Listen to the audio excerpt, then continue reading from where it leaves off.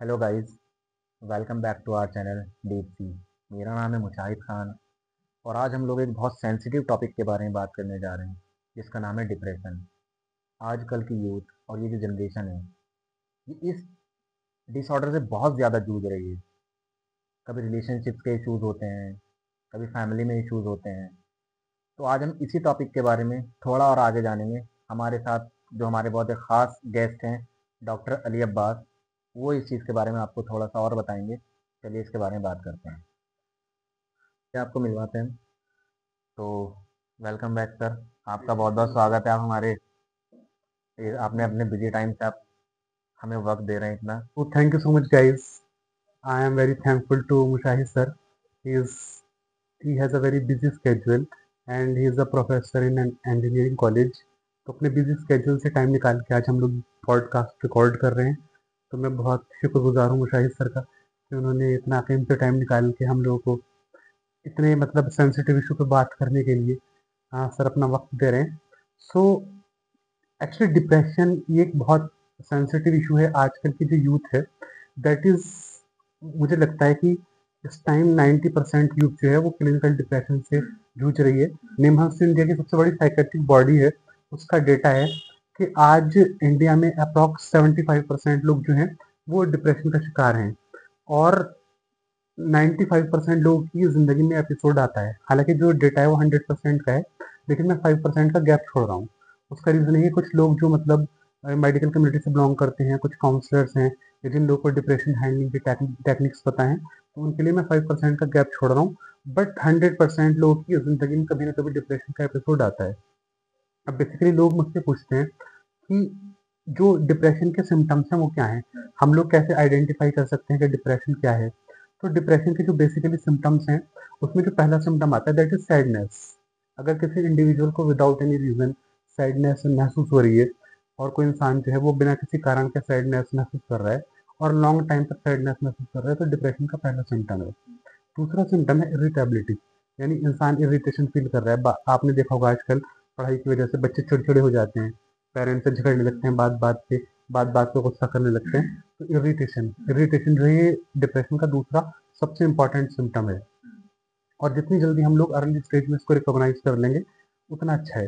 हम लोग उतनी जल्दी इसको क्योर कर सकते हैं और उतनी जल्दी हम लोग डिप्रेशन से फाइट कर सकते हैं।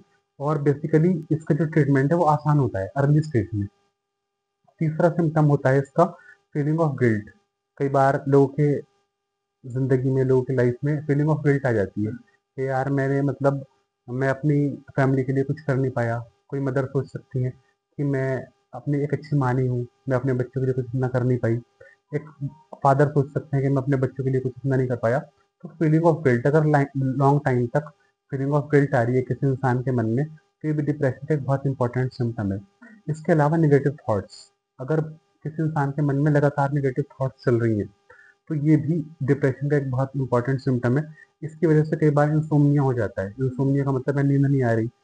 पेशेंट्स हैं वो मतलब बेड पे लेट के करवटें बदलते रहते हैं, तो नींद नहीं आ रही, स्लीप डिस्टर्बेंस, तो बेसिकली स्लीप हाइजीन में प्रॉब्लम हो जाती है। तो इंसोम्निया नेगेटिव थॉट्स की वजह से हम लोग के अंदर मतलब जन्म लेता है और ये डिप्रेशन से जुड़ा हुआ हो सकता है।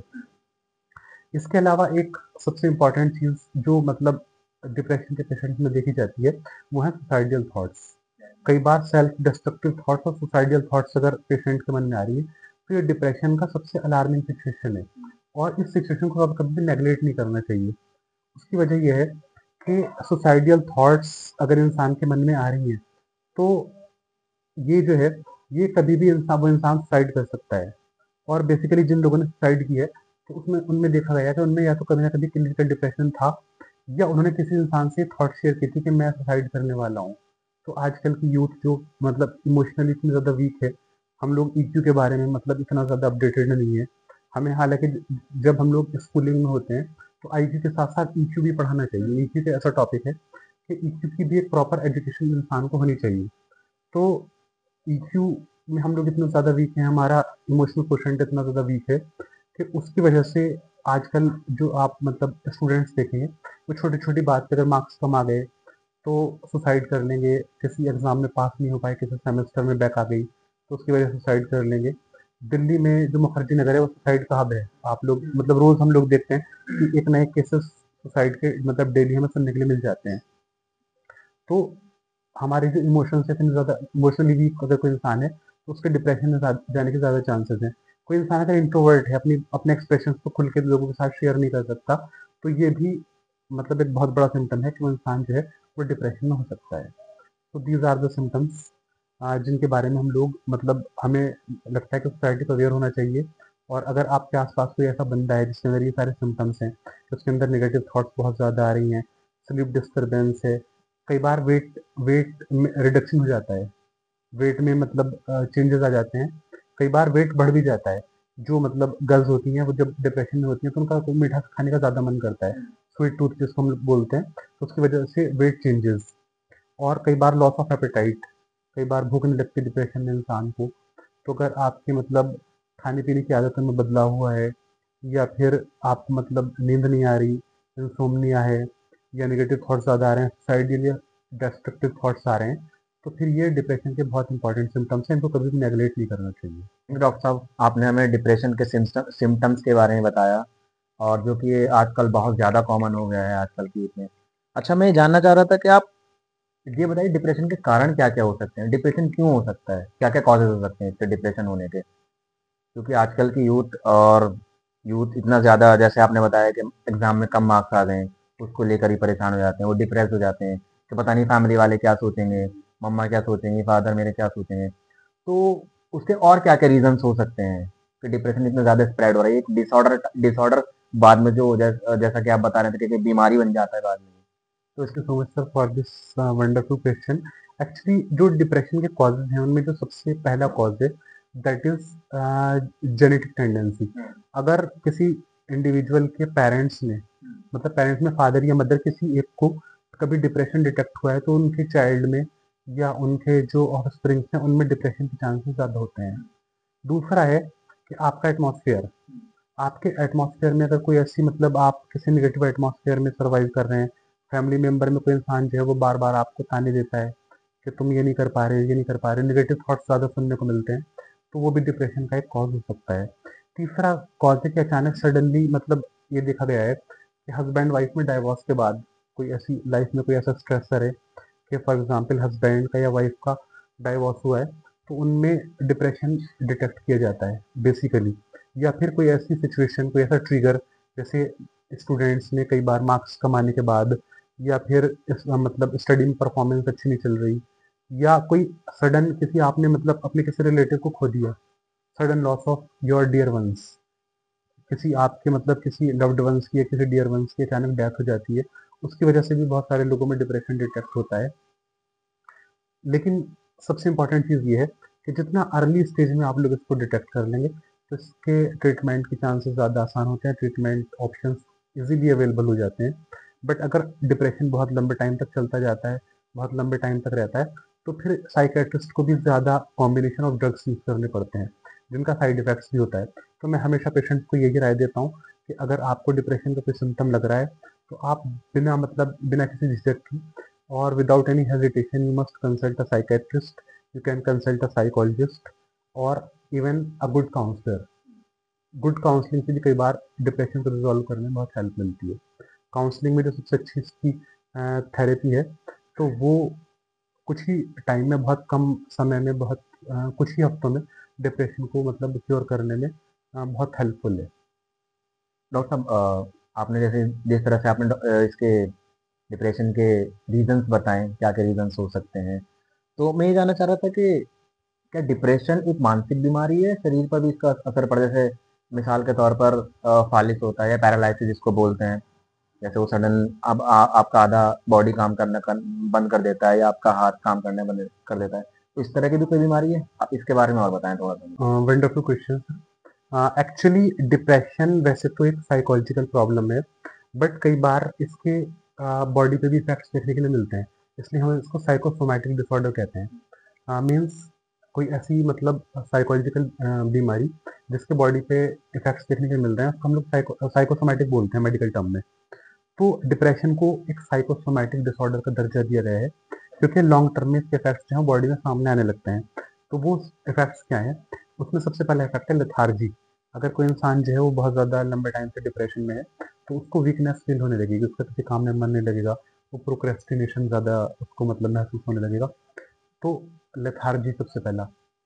दूसरा मूड स्विंग्स, मूड स्विंग्स हो जाएंगे, उसकी इरिटेशन होने लगेगा उसको छोटी छोटी चीज़ों से। तो ये, अब जैसे आपने पूछा कि क्या इससे पैरालिसिस हो सकता है, तो बिल्कुल, अगर कोई इंसान बहुत ज़्यादा लंबे टाइम तक क्लिनिकल डिप्रेशन में रहता है, तो उसके जो न्यूरो ट्रांसमीटर्स हैं वो डिस्टर्ब हो जाते हैं। ब्रेन से कुछ ऐसे केमिकल्स रिलीज होते हैं, जैसे डोपामीन और इपिनेफ्रिन, नॉन इपिनेफ्रिन। तो इनकी जो फंक्शनिंग है वो डिस्टर्ब हो जाती है, और उसकी वजह से बॉडी में इफेक्ट आने लगता है, जैसे हार्ट पाल्पिटेशन बढ़ जाते हैं, दिल की धड़कन बढ़ जाती है, कई बार स्ट्रोक का रिस्क बढ़ जाता है। तो माइंड में अगर स्ट्रोक हो जाता है तो पैरालिसिस के चांसेस भी हैं, बट ये बहुत रेयर है। ये लेस देन 1% केसेस में ही देखा गया है कि डिप्रेशन के जो लेस देन 1% केसेस हैं उन्हीं में स्ट्रोक का खतरा है। तो बहुत ज़्यादा मतलब it's not the major problem, but हाँ, कुछ मतलब लेस देन 1% पेशेंट्स में स्ट्रोक का खतरा जो है वो डिप्रेशन की वजह से हो जाता है। तो डॉक्टर साहब एक और क्वेश्चन है कि जैसे डिप्रेशन होता है, स्ट्रेस, और थर्ड होता है एंग्जाइटी, इन तीनों में क्या डिफरेंस है? और इसके साथ साथ एक क्वेश्चन और है कि आप डिप्रेस्ड हैं, आपकी फैमिली, आपके friends, how will they help you out to sort out this disorder as well? तो उनका क्या मतलब आपकी ज़िंदगी में क्या उनका हेल्प रहेगी जिससे आप इस डिप्रेशन से बाहर आ जाएं, या फिर आपके दोस्त किस तरह से हेल्प कर सकते हैं सो दैट कि आप बिल्कुल सही हो जाएं? तो ये मेरे दो क्वेश्चन हैं, इनका अगर आप। Very nice question actually. तो स्ट्रेस, एंजाइटी एंड डिप्रेशन, जो आपका पहला क्वेश्चन है, stress and anxiety and depression, तो इसके बारे में एक्चुअली हम लोग जानते हैं कि स्ट्रेस स्ट्रेस आज सबकी लाइफ में है, और स्ट्रेस किसी भी छोटी मोटी सिचुएशन की वजह से इंसान की लाइफ में आ जाता है। तो स्ट्रेस को बेसिकली, अगर इंसान स्ट्रेस और डिप्रेशन के बीच में डिफरेंस कर रहा है, तो स्ट्रेस हो सकता है कि आपकी लाइफ में कोई नेगेटिव सिचुएशन हो और स्ट्रेस आ जाए। तो स्ट्रेस 15 मिनट के लिए भी हो सकता है, 1 घंटे के लिए भी हो सकता है, 2 घंटे के लिए भी हो सकता है। लेकिन जब स्ट्रेस लंबे टाइम तक रहता है, तो फिर उसके जो सिम्टम्स हैं वो बॉडी में देखने के लिए मिल जाते हैं। जैसे नेक पेन हो जाता है, कई बार जॉ पेन हो जाता है, कई बार हेडेक हो जाता है, कई बार लेफ्ट हैंड में पेन हो जाता है इंसान की, कई बार चेस्ट पेन हो जाता है, कई बार पाल्पिटेशन होने लगते हैं, कई बार बैक पेन। तो जब ये सारे सिम्टम्स आने लगते हैं तो फिर हम इसको स्ट्रेस की बजाय एंजाइटी का नाम दे देते हैं। यानी जब स्ट्रेस के सिम्टम्स आपकी बॉडी में दिखने लग जाएं, तो फिर हम लोग इसको एंजाइटी का नाम देते हैं। और जब stress for more than 3 months continuously चलता रहता है, तो फिर हम इसको क्लिनिकल डिप्रेशन का नाम देते हैं। बेसिकली डिप्रेशन जो है वो 2 वीक्स भी अगर किसी को लगातार मतलब स्ट्रेस है, तब भी हम लोग उसको डिप्रेशन बोलते हैं। लेकिन 3 मंथ्स तक अगर लगातार किसी को स्ट्रेस के सिम्टम्स चल रहे हैं, तो हम लोग उसको क्लिनिकल डिप्रेशन बोलते हैं।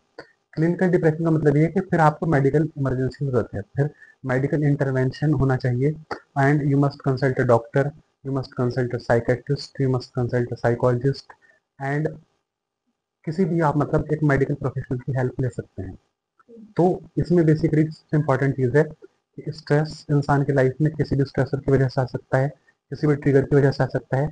लेकिन अगर उसके फिजिकल सिम्टम्स आपको देखने के लिए मिल रहे हैं, तो फिर वो एनजाइटी है, जैसे नींद नहीं आ रही, या इंसोम्निया है, या फिर चेस्ट पेन है, बैक पेन है, जॉ पेन है, हेडेक है, तो फिर वो एनजाइटी है।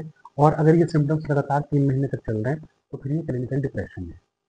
दूसरा, जैसे कि आपने बहुत अच्छा क्वेश्चन पूछा कि फैमिली का क्या रोल है इसमें, किसी फैमिली मेंबर का क्या रोल है, तो इसमें एक्चुअली फैमिली मेंबर का बहुत बड़ा रोल है। किसी भी आपके फ्रेंड का, जिससे आप अपनी बातें शेयर कर सकते हैं, आपका कोई भी ऐसा रिलेटिव या आपका कोई फैमिली मेंबर जो आपकी मतलब बेसिकली आपकी प्रॉब्लम को सुन के और आपको सपोर्ट करता है, इमोशनली सपोर्ट करता है, उसका बहुत बड़ा रोल है। और ये लोग, हम लोग ट्रीटमेंट ऑप्शन में बोलते हैं कि डिप्रेशन के पेशेंट्स को सोशल एक्टिविटीज ज़्यादा करनी चाहिए, यानी लोगों से मिलना जुलना चाहिए, पार्टीज ज्वाइन करनी चाहिए। और इसके अलावा कई बार मैंने ये भी देखा है कि अगर आपका कोई फॉर एग्जांपल कोई फैमिली मेंबर आपके पास नहीं है, तो पेट्स इसमें बहुत हेल्प करते हैं।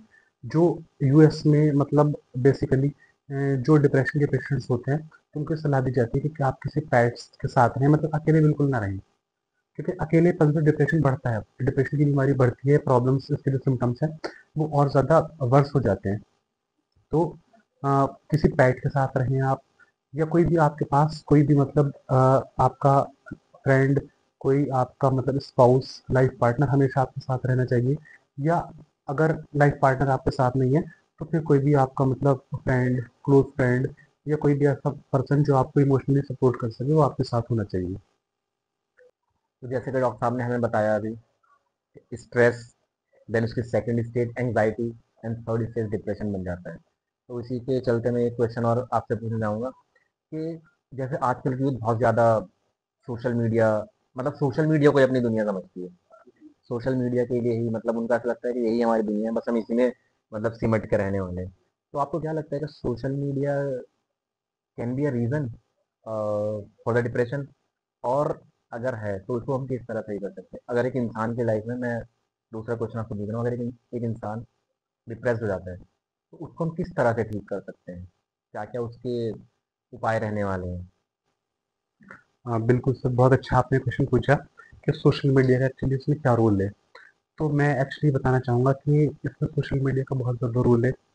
स्क्रीन टाइम आपका जितना ज़्यादा होगा तो उतने ज़्यादा चांसेस हैं कि हो सकता है आप डिप्रेशन के विक्टिम बन जाएं। और बेसिकली सोशल मीडिया पे इंसान जब दूसरों को कोई काम करते देखता है, आगे बढ़ते देखता है, तो उसकी वजह से भी इंसान की लाइफ में डिप्रेशन आता है, क्योंकि इस टाइम कंपटीशन का दौर है। हम लोग अपने रिलेटिव्स को, अपने फ्रेंड्स को जब देखते हैं कि वो लोग मतलब अपनी, किसी इंसान ने अपनी मतलब जॉब का फोटो खींच के डाल दिया या ऑफिस का फोटो डाल दिया, हम लोग देखते हैं कि यार ये इंसान इतनी तरक्की कर रहा है, इतनी प्रोग्रेस कर रहा है, तो उसकी वजह से भी डिप्रेशन आता है। हालांकि मैं अपने पेशेंट्स को हमेशा एडवाइस करता हूँ कि आप कभी भी किसी दूसरे से कंपेयर ना करें। You are the unique person, you are the unique personality. और अगर आप किसी दूसरे से अपने आप को कंपेयर करेंगे तो डिप्रेशन आएगा ही आएगा। तो कभी भी अपने आप को किसी दूसरे से कंपेयर ना करें। उस वो इंसान किसी और चीज़ के लिए बना है, आप किसी और चीज़ के लिए बने हैं। तो अपने आप पे फोकस करें। कंपटीशन करना है तो अपने आप से करें। हर दिन अपने आप को इम्प्रूव करें, हर दिन अपने आप को बेटर बनाने की कोशिश करें। So this is the thing. और दूसरे, स्क्रीन टाइम को आप लोग जितना लिमिटेड रखेंगे, कोशिश करेंगे हफ्ते में एक नो फोन डे सेलिब्रेशन करें। एक दिन हफ्ते में ऐसा रखें कि उस दिन आप बोलें कि मैं आज बिल्कुल भी फ़ोन यूज़ नहीं करूँगा, नो फ़ोन डे। आपके जो मैसेजेस हैं वो भी आप कोशिश करिए कि सिर्फ दिन में एक बार पढ़ लीजिए, या किसी अपने फ्रेंड की हेल्प ले लीजिए कि आज मेरे व्हाट्सएप चेक करके बता दो कि मेरे पास क्या क्या मैसेजेस आए हैं। किसी फैमिली मेम्बर की हेल्प ले लीजिए। बट हफ्ते में एक नो फ़ोन डे ज़रूर होना चाहिए इंसान की लाइफ से। और जब आप सोशल मीडिया से दूरी बनाएंगे तो आपके पास ज़्यादा टाइम होगा अपने आप से बात करने का, अपने आप के साथ टाइम स्पेंड करने का। तो कोशिश करिए नेचर के साथ टाइम स्पेंड करें, अपने आप के साथ टाइम स्पेंड करें। थोड़ा सा अकेले में टाइम स्पेंड करने से इंसान जो है वो अपने आप को बेटर बना पाता है, बेटर सोच सकता है।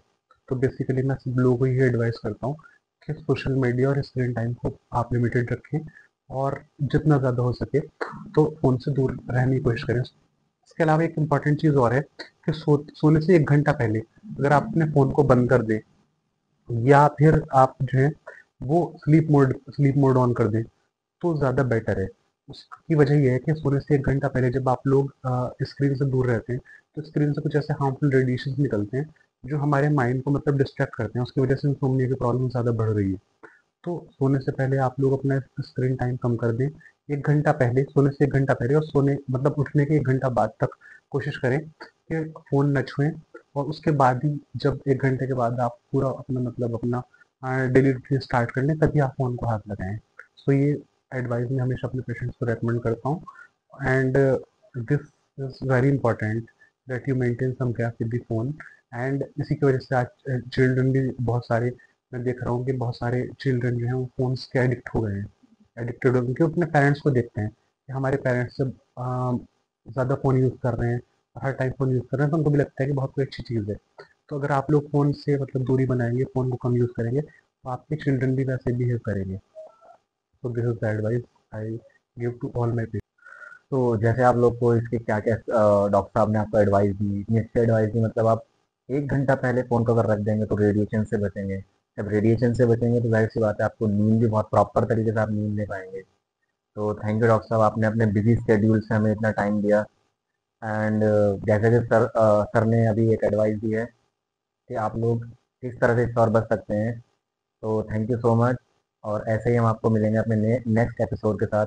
तब तक के लिए बाय बाय। मैं जाते जाते एक बात और बोल देता हूँ कि कॉग्निटिव बिहेवियर थेरेपी इस केस में बहुत हेल्प करती है। तो बेसिकली जो डिप्रेशन के पेशेंट्स हैं उनको मैं एडवाइस देता हूँ कि आप लोग कॉग्निटिव बिहेवियर थेरेपी को एक बार ज़रूर ट्राई करें। और कॉग्निटिव बिहेवियर थेरेपी से इस केस में बहुत हेल्प मिलती है। और मैं बहुत शुक्रगुजार हूँ मुशाहिद सर का कि उन्होंने अपने बिजी स्केड्यूल से इतना वक्त निकाला हम लोगों से बात करने के लिए और इतने सेंसिटिव इशू पे आप लोगों को अवेयर करने के लिए। तो हम लोग ऐसे वीडियो बनाते रहेंगे और अगर आप लोगों का सपोर्ट और लाइक्स हम लोग को मिलते रहेंगे तो हम लोग और कोशिश करेंगे हम लोग और ज़्यादा इस टॉपिक पे वीडियो बनाएं और भी हेल्थ केयर और भी दूसरे हेल्थ टॉपिक्स पे हम लोग वीडियो बनाएंगे। So I think this is sufficient in this video. In the next video, we'll discuss again. Thank you so much.